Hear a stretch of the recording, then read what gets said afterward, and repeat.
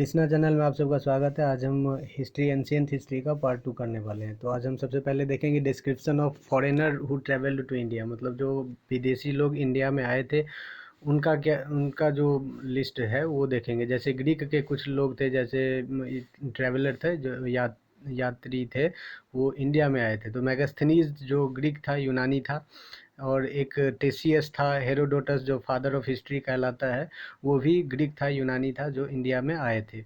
अब उसके बाद चाइनीज़ जो कुछ ट्रैवलर थे जिनका नाम है फाहियान, फिर हुएन सुआंग, फिर सुंग युंग, इत्सिंग, ये सब चाइनीज़ ट्रैवलर है जो इंडिया में आए थे। फिर मुस्लिम देश से भी आए थे कुछ, जिनका नाम था इब्न बतूता, फिर हो गया अल बैरूनी, अल मसूदी, फिरदौसी, ये सब इंडिया आए थे। इसके बाद आज हम शुरू करने वाले हैं pre historic period. Pre historic period मतलब होता है प्रागैतिहासिक काल। प्रागैतिहासिक काल में सबसे पहले देखेंगे स्टोन एज के बारे में। स्टोन एज मतलब पाषाण युग। अब स्टोन एज को फिर 3 भाग में बांटा गया है, पैलियोलिथिक, मेसोलिथिक और नियोलिथिक। ये सब हम पढ़ चुके हैं ऐसे, लेकिन फिर भी इसको हम एक शॉर्ट डिस्क्रिप्शन देना चाहते हैं इसके विषय में। तो पैलियोलिथिक पीरियड को हम पूरा पाषाण काल कहते हैं हिंदी में। और इसका जो अननोन टाइम पीरियड है, जो कब से स्टार्ट हुआ, इसका कोई लिमिटेशन है ही नहीं, मतलब कोई ज्ञात नहीं है। तो अननोन टाइम पीरियड से ये चला था 9000 BC तक, before the birth of Jesus Christ. तो 9000 BC तक चला था।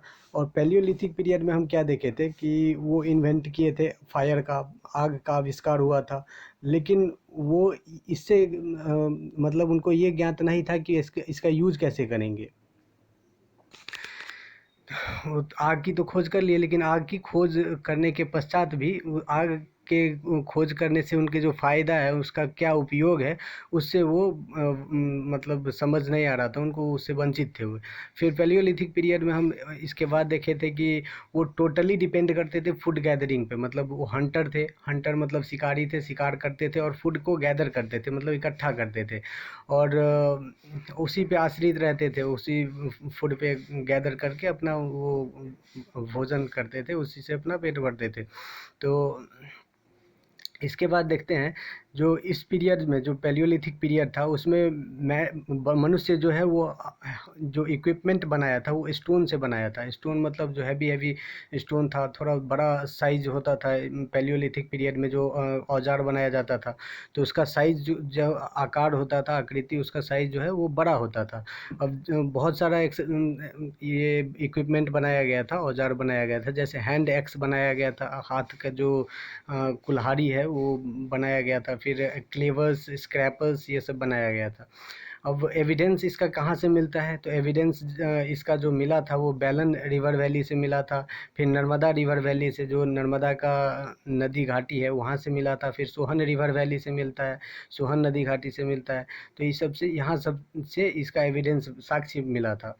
अब इसके बाद देखते हैं जैसे केव पेंटिंग जो है, केव में गुफा चित्रकारी जिसको कहते हैं, कि गुफा चित्रकारी, जिसमें ये सब दर्शाया गया था कि उस टाइम पशुपालन होता था, या फिर बहुत तरह का जो चित्रकारी है वो दिखाया गया है। तो वो कहाँ से मिला है, तो भीमबेटका जो रायसेन जिला में है, भोपाल में, मध्य प्रदेश में पड़ता है भोपाल, तो वहाँ से केव पेंटिंग का साक्ष्य मिला है। मेसोलिथिक पीरियड, इसके विषय में अब चर्चा करेंगे। मेसोलिथिक पीरियड को क्या कहते हैं, मध्य पाषाण काल कहते हैं। इसमें अब जो मेसोलिथिक पीरियड है, इसका जो टाइम पीरियड था वो 9000 BC से 4000 BC तक चला था। इसमें जो साइज ऑफ इक्विपमेंट जो पहले बनाया गया था, ये औजार जो बनाया गया था, वो साइज में तो बड़ा था, लेकिन इसमें क्या किया गया, उसका साइज घटा दिया गया, थोड़ा उसका जो आकार था उसको छोटा कर दिया गया। पैलियोलिथिक पीरियड में जो बना था उसके कंपैरिजन में इसका आकार थोड़ा छोटा कर दिया गया था। अब इस पीरियड में क्या हुआ, तो मनुष्य जो है वो पशुपालन करना शुरू कर दिए, फिर खेती करना शुरू कर दिए। तो अब पशुपालन जो करना शुरू कर दिए, उसका साक्ष्य कहाँ से मिला है, तो उसका भी साक्ष्य MP से ही, मध्य प्रदेश से ही मिलता है, आदमगढ़ से। और बागौर राजस्थान से भी मिलता है इसका साक्ष्य। तो इसके बाद देखते हैं कि मेसोलिथिक पीरियड में जो ह्यूमन स्केलेटन है वो सबसे पहले कहाँ पे पाया गया था, तो ह्यूमन स्केलेटन, मनुष्य का जो कंकाल है, वो पाया गया था सबसे पहले सराय नाहर, जो कि उत्तर प्रदेश में है, प्रतापगढ़ में पड़ता है। अब इसके बाद नियोलिथिक पीरियड के विषय में चर्चा करेंगे। नियोलिथिक पीरियड का जो टाइम पीरियड था वो 4000 BC से 2500 BC तक चला था, मतलब 4000 BC टू 2500 BC तक चला था ये, इसका टाइम पीरियड, नवपाषाण काल जिसको कहते हैं, नियोलिथिक पीरियड। अब इस पीरियड में क्या हुआ था, तो मनुष्य जो है एग्रीकल्चर करना शुरू कर दिया, वो भी व्यवस्थित सुव्यवस्थित ढंग से। इसमें भी एग्रीकल्चर हुआ था, जिसका साक्ष्य कहाँ से मिला था, तो आदमगढ़ से मिला था। लेकिन इसमें पशुपालन भी करना शुरू कर दिया गया था मेसोलिथिक पीरियड में। लेकिन नियोलिथिक पीरियड में क्या हुआ, उसको सुव्यवस्थित ढंग से किया गया, प्रॉपर तरीके से किया गया था। पशुपालन भी और एग्रीकल्चर का जो कृषि होता है वो भी सब किया गया था प्रॉपर ढंग से। अब इसका साक्ष्य कहाँ से मिलता है, तो इसका साक्ष्य मिलता है मेहरगढ़, पाकिस्तान में पड़ता है, वहाँ से। मेहरगढ़ में सबसे पहले किस चीज़ का खेती का साक्ष्य मिला था, तो बार्ली, मतलब जौ जो होता है, फिर व्हीट हो गया, गेहूँ, कॉटन, ये सब का साक्ष्य मिला है। मेहरगढ़ में सबसे पहले वहाँ खेती किया गया था, उसका साक्ष्य मिलता है। अब ये भी हम पढ़ चुके हैं कि मेहरगढ़ का जो है, मेहरगढ़ का जो है वो तीनों काल का इसमें साक्ष्य मिलता है मेहरगढ़ में। मतलब जितना भी काल था उसमें मेहरगढ़ में मनुष्य रहते थे। अब फर्स्ट एविडेंस जो है हार्वेस्टिंग ऑफ राइस, मतलब जो राइस का खेती किया गया था, धान की खेती की गई थी, वो सबसे पहले कोल्डिहवा में, उत्तर प्रदेश में किया गया था। कोल्डिहवा कहाँ है, तो इलाहाबाद के नज़दीक है। अब इस नियोलिथिक पीरियड में ही पहिया का आविष्कार हुआ। फिर अब देखते हैं अगर एविडेंस जो ह्यूमन स्केलेटन का है, मतलब मनुष्य का जो कंकाल है, विथ और किसके साथ, तो कुत्ता के जो बोन्स है वो मनुष्य के कंकाल के साथ मिला है। मतलब इसका मतलब ये हुआ कि मनुष्य के साथ कुत्ता को भी दफनाया जाता था। तो वो उसका साक्ष्य कहाँ से मिला है, तो बुर्ज होम से मिला है। बुर्ज होम कहाँ है, और बुर्ज होम के साथ साथ गुफ कराल से भी मिला है। तो ये बुर्ज होम और गुफ कराल, ये दोनों जम्मू कश्मीर में पड़ता है, और दोनों जम्मू कश्मीर से ही ये साक्ष्य मिला था। और इसमें नियोलिथिक पीरियड में सबसे पहले जो पशुपालन किया गया, उसमें सबसे पहला जो किसी पशु को पाला गया तो वो है डॉग। सबसे पहले कुत्ता ही पाला गया था। और इसी काल में, नियोलिथिक पीरियड जो है, नवपाषाण काल में ही कॉपर का खोज किया गया था, तांबा का खोज उसी काल में हुआ था। फिर मैंने इन्वेंटेड स्क्रिप्ट लिखना जो है, वो स्क्रिप्ट्स का इन्वेंशन हो गया, आविष्कार हो गया। और होमोसेपियंस, जो हम लोगों की तरह होमोसेपियंस है, तो वो इसी काल से शुरू हुआ। नहीं तो इससे पहले क्या होता था, तो थोड़ा गर्दन का साइज जो है वो थोड़ा झुका रहता था जो ह्यूमंस थे उनका।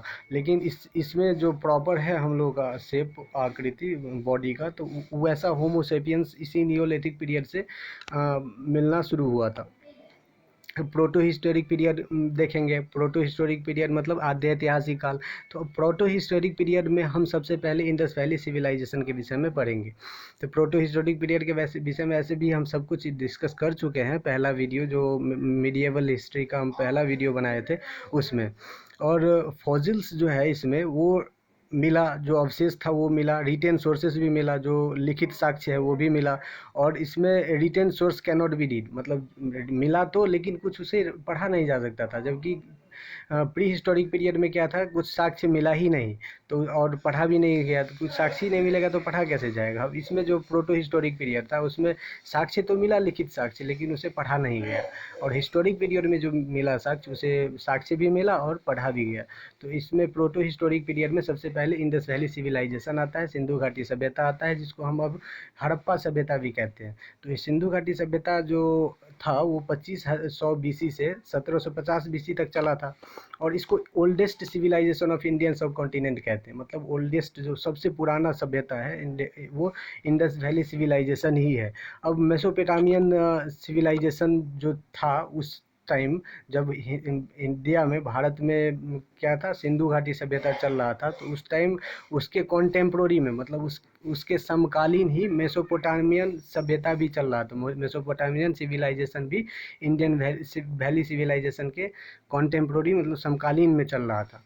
अब इंडस वैली सिविलाइजेशन के बारे में अगर देखा जाए तो वो अर्बन सिविलाइजेशन है, मतलब रूरल नहीं था, वो शहरी सभ्यता था उसमें, इंडस वैली सिविलाइजेशन। अब जैसे देखेंगे कि 1500 BC में क्या हुआ, तो आर्यंस जो था वो इंडिया आया सेंट्रल एशिया से। और फिर 18th सेंचुरी में टीला पैंथर जो है, टीला पैंथर सबसे पहले, टीला पैंथर ने ही 18th सेंचुरी में अवशेष को, मतलब उसको मिला था, अवशेष प्राप्त किया था। और 1826 में फिर चार्ल्स मैजन ने फाउंड किया था, इसको फाइंड किया था चार्ल्स मैजन के द्वारा, फिर अवशेष को फाइंड किया गया। लेकिन 1856 ईस्वी में जब रेलवे लाइन बन रहा था, कहाँ से कहाँ तक के बीच में बन रहा था, तो 1856 ईस्वी में एक रेलवे लाइन बनाया जा रहा था। वो लाहौर से कराची के बीच बनाया जा रहा था। तो पहले तो लाहौर कराची अभी पाकिस्तान में है, लेकिन सब पहले तो पाकिस्तान भी इंडिया में ही था। तो 1856 ईस्वी में जब रेलवे लाइन बनाया जा रहा था लाहौर और कराची के बीच, तो उसमें एक सिविलाइजेशन का देखा गया। मतलब जब खनन हो रहा था ज़मीन का, तो उसमें देखा गया कि कुछ एक सिविलाइजेशन है, प्रॉपर ढंग का सभ्यता मिला। तो अलेक्जेंडर कनिंघम जो कहा जाता है फादर ऑफ इंडियन आर्कोलॉजी, पुरातत्व, भारतीय पुरातत्व के का जो पिता जिसको माना जाता है, अलेक्जेंडर कनिंघम को माना जाता है। तो उन्होंने फिर रिसर्च करना शुरू कर दिया। और फिर बाद में 1899 से 1905 ईस्वी में जब कौन बन के आया था वाइसरॉय, तो लॉर्ड कर्जन बन के आया था वाइसरॉय। तभी उसने फिर क्या किया, तो ही अलाउड अ म्यूजियम। मतलब लॉर्ड कर्जन जो था वो वाइसरॉय 1899 से 1905 ईस्वी तक बना था। और लॉर्ड कैनिंग फिर आया, और लॉर्ड कैनिंग ने फिर एक म्यूजियम बनाने का मतलब परमिशन दे दिया। और archaeological survey of India ASI बनाया गया उस टाइम, जिसमें सारा साक्ष्य रखा गया। और हेड क्वार्टर जो ASI का था वो कोलकाता में था। और लॉर्ड कर्जन ने इसे कब बनाया था, 1905 ईस्वी में बनाया था। तब फिर चेयरमैन जो जॉन मार्शल के नेतृत्व में फिर खोज किया गया था। दयाराम सहनी और RD बनर्जी ने जॉन मार्शल के नेतृत्व में फिर खनन शुरू किया। तो जब दयाराम सहनी ने खनन शुरू किया, तो 1921 ईस्वी में उसे हड़प्पा सभ्यता के बारे में पता चला। हड़प्पा कहाँ से उसे पता चला, तो डिस्ट्रिक्ट जो मंटगोमरी पाकिस्तान में भी पड़ता है, लाहौर के नज़दीक में है। तो वहाँ से उसे हड़प्पा सभ्यता के विषय में पता चला। और RD बनर्जी जब उत्खनन कर रहे थे, तो फिर उन्हें मोहनजोदारो के बारे में पता चला, मोहनजोदारो सभ्यता के विषय में पता चला। और मोहनजोदारो सभ्यता के विषय में कहाँ से पता चला, तो लड़काना ज़िला है एक पाकिस्तान में, जो कराची के नज़दीक में है। तो वहाँ से उसको मोहनजोदारो के विषय में पता चला। अब ये जो ASI है, ये ASI जो है, इसमें 1 मिनट हम दिखा दे रहे हैं। ये ASI जो है, यहाँ पे ASI जो है, ये ASI फिर बाद में जा कर के IGRMS से लिंक हो जाता है। IGRMS कहाँ है, तो IGRMS है भोपाल में। भोपाल में ये जितना भी साक्ष्य मिला है, पुरातात्विक साक्ष्य, ये सब वहाँ पे संग्रहालय बनाया गया है। इंदिरा गांधी के नाम से है ये संग्रहालय बनाया गया है, मानव संग्रहालय है। तो ये संग्रहालय कहाँ पे है, MP में है। और उसी से ये मिल गया है, मतलब दोनों ज्वाइंट हो गया था। ASI फिर उसी में जाके लिंक हो गया था। अब हड़प्पा सिविलाइजेशन के विषय में अगर बात किया जाए, तो हड़प्पा सिविलाइजेशन को ट्रायंगुलर शेप में देखा जाता है, क्योंकि हड़प्पा सिविलाइजेशन का नॉर्थ साइड में क्या था, तो मांदा था, चिनाब। यहाँ पे नॉर्थ साइड में क्या है, चिनाब है, मांदा रिवर के बगल में। तो फिर मांदा जो है वो पड़ता है चिनाब रिवर के बगल में। अब साउथ में अगर देखा जाए यहाँ पे, तो ये साउथ में दाइमाबाद पड़ता है, गोदावरी नदी के पास में। ईस्ट में देखा जाए तो यहाँ आलमगीरपुर, ये उत्तर प्रदेश में पड़ता है। आलमगीरपुर हिंदन रिवर के पास में। फिर वेस्ट में अगर देखा जाए यहाँ पे, तो ये सुतका गेंडोर है। सुतका गेंडोर दक्ष रिवर के पास में है। ये सुतका गेंडोर बलूचिस्तान में है।